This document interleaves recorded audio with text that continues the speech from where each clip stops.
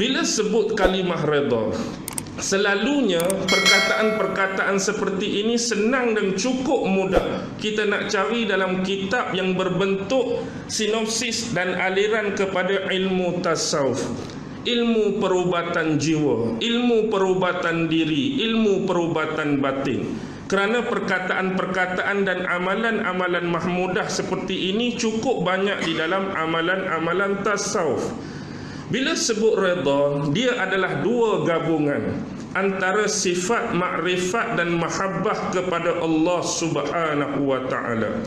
Redha di sini mengikut ulama-ulama tasawuf dibahagikan kepada dua benda. Apa yang disebut sebagai redha? Yang pertama ialah redha terhadap hukum-hukum, terhadap perundangan-perundangan, terhadap syariat-syariat yang telah ditentukan atas manusia untuk menjalankan perintah-perintah dan arahan daripada Allah. Maksudnya hari ini ada taklifan, ada amanah, ada tanggungjawab. Allah mewajibkan kita semayang. Jadi kita hari ini kena redha semayang tu adalah satu ketetapan bagi kita. Kita kena redha semayang tu salah satu cabaran ibadat bagi kita. Jangan kita rasa Allah, pasal apalah Allah buat 5 waktu. Kalau boleh subuh 2 rakaat cukuplah. Jadi jangan kita rasa berat dengan ibadah tu, jangan kita rasa terbeban. Agak-agak kalau betul-betul Allah buat 2 rakaat saja, ramai tak sembahyang, ketinggal juga. Kalau kita kata tak ada 4 rakaat lagi, subuh 2 rakaat je hak wajib. Agak-agak penuh tak masjid? Tak penuh juga. Ada orang tinggal tak walaupun 2 rakaat? Ada orang tinggal juga. Walaupun dia rasa, oh kalau boleh tak ada 4 tu. Tu cakap-cakap, omong-omong kosong. Hakikat yang berlaku sebaliknya. Begitu juga bila Allah mentaklifkan dan mewajibkan puasa sebulan straight berterusan bulan Ramadan. Jangan sekali-kali menganggap amanah dan taklifan ini berat dan jadi beban atas kita. Allah kalau boleh dah 10 hari bulan Muharram, 10 hari bulan Safar, 10 hari bulan Rabiul Awal. Okey, sikit ni sebulan sekaligus. Beratlah. Saya pula jenis kerja hak berat-berat. Jangan jadikan ini alasan dalam kehidupan kita. Bila kita menjadikan Allah itu sebagai Tuhan dan Muhammad itu sebagai Nabi dan Rasul, kita kena redha atas taklifan-taklifan dalam bentuk ibadah ni dan perkara-perkara yang berkaitan dengan hukum dan syariat yang lain. Kalau Allah kata minum arak kena sebatlah. Kalau Allah kata hukuman mencuri yang selayaknya dihukum potong tangan mengikut kadar-kadar yang telah ditetapkan dalam kaedah dan kesesuaian agama, potonglah. Jangan pula kita cuba mencari-cari alasan untuk menidakkan kejamnya hukuman ini, zalimnya hukuman ini, datang daripada mana, rimba, barbarian dan sebagainya. Ini adalah suatu perkara yang tak sepatutnya keluar daripada mulut orang Islam yang beriman kepada Allah dan kepada Rasulnya. Dan yang kedua, kita kena redha apakah ketentuan qada dan qadar yang telah dinasibkan atas diri kita. Hari ini dah ada qadar yang Allah letak atas diri kita. Hari ini Allah jadikan kita kulit sawo matang. Kita pun Allah kalau putih pun bagus sikit dah. Padahal Allah qadarkan kita kulit lagu ni dah. Jadi kita macam-macam rasa tak special, rasa tak best. Pasal apa kawan aku tu kulit putih licin, gebu, aku ni kulit lagu ni. Lepas tu kalau hak gelap lagi pada saya, Allah gelapnya aku. Kalau boleh nak putih, nak cerah. Lepas tu hak miskin, hak tu kaya, dia tak puas hati pasal apa Allah bagi aku miskin, sedangkan aku juga hamba dia. Kawan tu kerja bukan banyak pun, tiba-tiba duit banyak, harta banyak, tanah banyak. Lepas tu bila dia gemuk sikit, pasal apa aku ni gemuk, orang lain kurus. Kalau dia tak handsome sikit, pasal apa kawan tu handsome, kawan ni cantik, kawan ni jelita, aku tak handsome. Kalau orang tu rambut panjang, dia tak ada rambut, dia kepala botak, dia komen bab tu pula. Kalau dia rendah, orang lain tinggi, dia komen dia rendah, dia nak tinggi. Sebab nak capai semua kepuasan dalam hati manusia tak akan mampu, dan itu amat mustahil kita nak capai kesemuanya. Sebab apa yang Allah letak atas diri kita tu cuma ujian. Dan dia tu tidak punya harga apa-apa pun di sisi Allah, kecuali yang mendatangi Allah di akhirat kelak man atallahu biqalbin salim. Sini hitam ke kita, hati baik, hati bersih, beriman pada Allah, lawan dengan kulit putih yang langsung tak kenal Allah, tak beriman kepada Allah. Hak hitam ni lebih baik. Gemuknya kita di sini baik, nak lawan hak kurus, hak taf, hak tubuh sado tu yang langsung tak kenal Allah, hak gemuk, hak boroi inilah lebih baik. Jadi itu semua hanyalah ujian-ujian di atas dunia dan dia tidak kekal. Kalaulah antara kelemahan-kelemahan yang kita rasa ni serba tak kena, serba lemah ni jadi penghalang kita nak masuk syurga, tu cerita lain. Kalaulah diberitakan oleh Rasulullah, barang siapa yang muka huduh dan muka hitam tak boleh masuk syurga, saya orang pertama buat pembedahan plastik. Sebab apa ustaz buat pembedahan plastik? Dah orang huduh dengan orang hitam tak boleh masuk syurga, orang putih, orang handsome je boleh. Saya orang pertama akan jogging pagi-pagi sebelum subuh. Sebab apa? Hadis Nabi cerita barang siapa yang gemuk dan boroi tak boleh masuk syurga. Jadi saya nak kuruh, nak bagi boleh masuk syurga. Kalau itu penyebab dia, orang kaya saja boleh masuk syurga, miskin tak boleh masuk syurga, kerja tak berhenti 24 jam, nak bagi meletakkan senarai nama di dalam golongan kaya. Kalau miskin tak boleh masuk syurga, bukan itu penyebab dia. Itu adalah ujian-ujian. Yang Allah nak pada kita ialah keimanan pada dia, dan kita reda dengan dua benda tadi, ketetapan, amanah dan tanggungjawab. Yang kedua ialah qadar yang ditentukan atas diri kita. Cerita ni saya nak sebut sikit. Setengah orang-orang di luar dia marah bila kita cerita benda-benda macam ni. Dia kadang-kadang tak faham apa yang disebut sebagai analogi. Dia kadang-kadang tak faham cerita macam ni kita anggap sebagai pengukuhan dan penguat kepada kisah yang kita nak sebut. Saya sebut benda ni bolehlah dianggap bedtime story masa kita kecil-kecil. Tahu bedtime story? Orang tua kita cerita nak menidurkan kita dah. Kadang-kadang kita ni payah nak tidur, pukul 11, pukul 12, duk ulik tak tidur. Dia pun ceritalah. Biasa cerita sang kancil kan orang tua.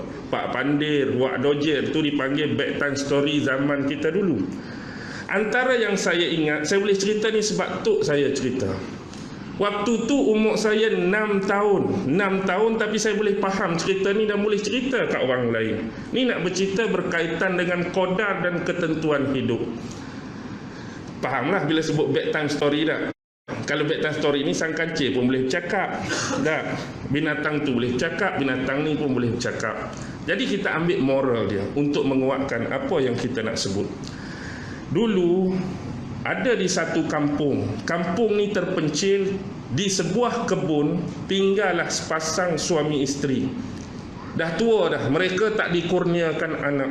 Jadi mereka buatlah kebun-kebun tanaman, tanam tu, tanam ni, tanam tu, tanam ni, dan kehidupan mereka jauh dan terpencil daripada orang lain.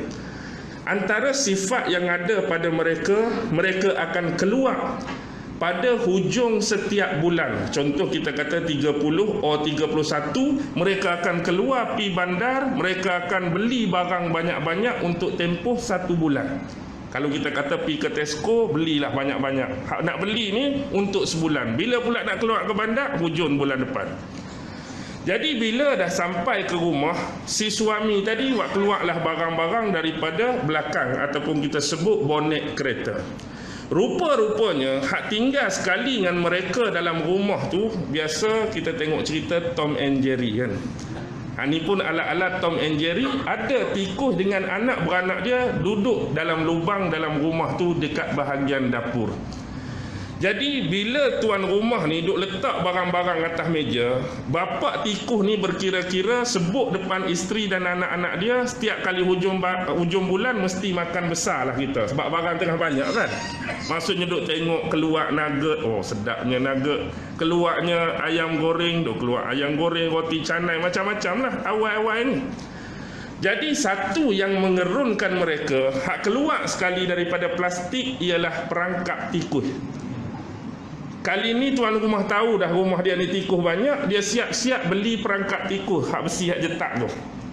Jadi hak ni pun dia jadi jam. Tadi macam-macam dah duk fikir dah, tom yam lah, kari lah, apalah, tiba-tiba Allah, hak ni bahaya ni. Jadi dia pun himpun anak beranak dia. Dia sebut kepada isteri, dia sebut kepada anak-anak tikus, boleh keluar cari makan, tapi kali ni kita kena lebih berhati-hati. Mungkin perangkap-perangkap ni tuan rumah akan pasang di setiap tempat yang kita ni tak perasan pun di situ ada perangkap. Bimbang-bimbang takut terkena. Jadi dalam keadaan bimbang tu, bukan kata anak, bukan kata bini, dia sendiri pun tak berani nak keluar. Takut dia letak tu tempat yang tersembunyi yang kita tu akan terkena. Jadi duk main fikir lapak tak lapak, dia pun keluar daripada rumah. Bila dia keluar daripada rumah, dia menuju ke satu semak di belakang rumah tu. Tiba-tiba dalam semak tu ada ular. Ular ni pula ular yang memang duk lapak dah. Ular besar yang lapar bila tengok tikus aku mana? Kira nak terekam je lah tikus ni. Jadi ular tu tanya, mula-mula dia nak terekam, tapi dia tengok tikus ni muka sedih, dia tak jadi. Maksudnya ular tu ada peri juga. Dah kawan tu duk sedih dah. Dia pun tanya, tikus, yang kamu duk sedih ni pasal apa? Pasal apa masuk dalam semak ni? Kan kamu tahu bahaya, terutama ancaman-ancaman kaum kami ular ni yang suka makan jenis kamu ni. Sebenarnya aku nak kongsi cerita dengan kamu. Sebelum ni aku duk makan bebas dalam rumah tuan tu. Tapi selepas hari ni dia beli perangkap tu, aku kena cari makanan di luar rumah pula. Jadi aku duk cari-cari kot luar tu, tak ada yang aku boleh bagi kat bini dan anak-anak tikus aku. Jadi aku masuk nak cari dalam semak ni pula, tiba-tiba jumpa kamu. Kamu pula nak makan aku tapi tak jadi. Kalau gitu sedih cerita kamu, balik Ular tu suruh balik, tapi jangan jumpa kali kedua sebab aku pun duk lapak ni. Kalau hang mari kali kedua lagi memang aku ngap sungguh lah. Jadi dia pun sedih, tapi puas hatilah dia duk cerita dah masalah dia. Dia pun pi lalu kok ternakan tuan rumah. Tuan rumah dia bela ayam, dia bela kambing, dia bela lembu. Jadi dia pun jumpa geng-geng ayam dalam rebang. Macam mana ni ayam, aku ni payah nak cari makan. Ayam kata apa? Apa yang kamu sebut tu langsung tak ada kena mengena dengan hidup aku. Hak jadi nak payah cari makan kamu. Aku hari-hari tuan rumah duk tabuk makanan.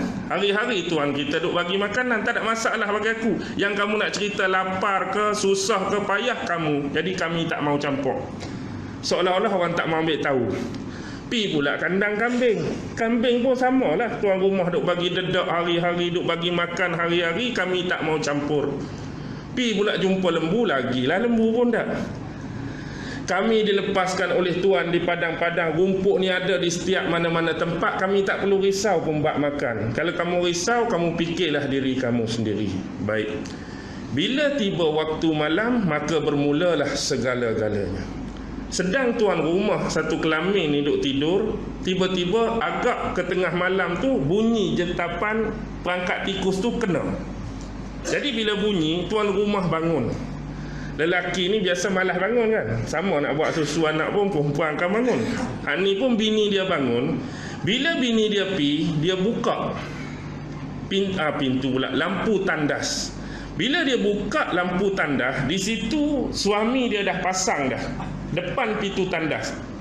Yang terkena tu bukan tikus, tapi ular. Ular dalam semak tadi. Rupa-rupanya ular tu bila dia lapak, campur dia panas, dia nak cari sumber air. Ular tu dahaga. Jadi bila dia masuk ke dalam tandas tu dan dia nak keluar dekat pintu tu, kena ekor dia. Bila kena hujung ekor dia, hak bahagian badan dengan kepala tu okey lagi. Hak tulah pi patuk betih bini tuan rumah. Jadi bila kena patuk, bini dia tu rebah, bini dia jatuh. Lalu tuan rumah dengar gedegum tu, keluar, tengok bini dia dah kena patuk.